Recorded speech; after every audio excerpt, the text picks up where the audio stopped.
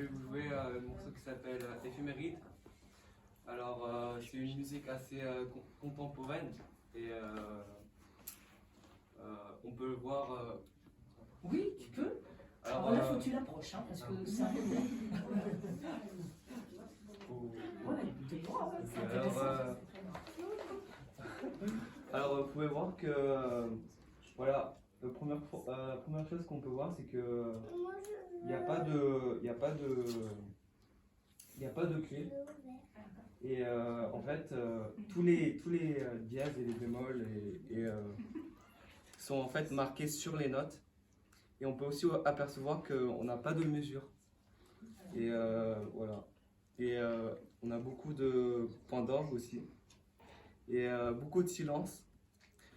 Et est-ce voilà. que tu peux montrer les rythmes qui sont assez originaux et écrits vraiment en musique contemporaine qu'on ne rencontre pas? Pour ceux qui font de la musique, ça va pas percuter. Est-ce que tu peux montrer ça chez nous? Alors, eux aussi. Mais même dans le public, tu as des musiciens. Alors, comme ce rythme, c'est un rythme assez particulier. C'est un accéléré qui va dans une sorte de double.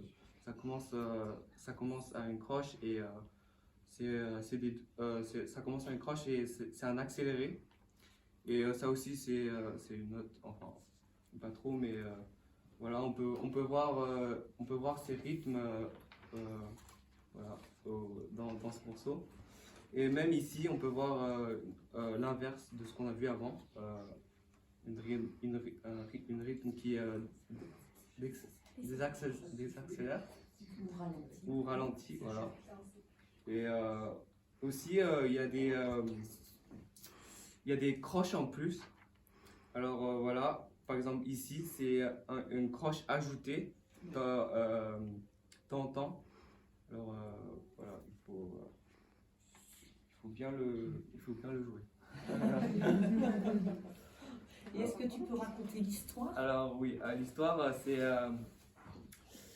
ça parle d'une naissance d'une libellule. Voilà, le début c'est très lent pour montrer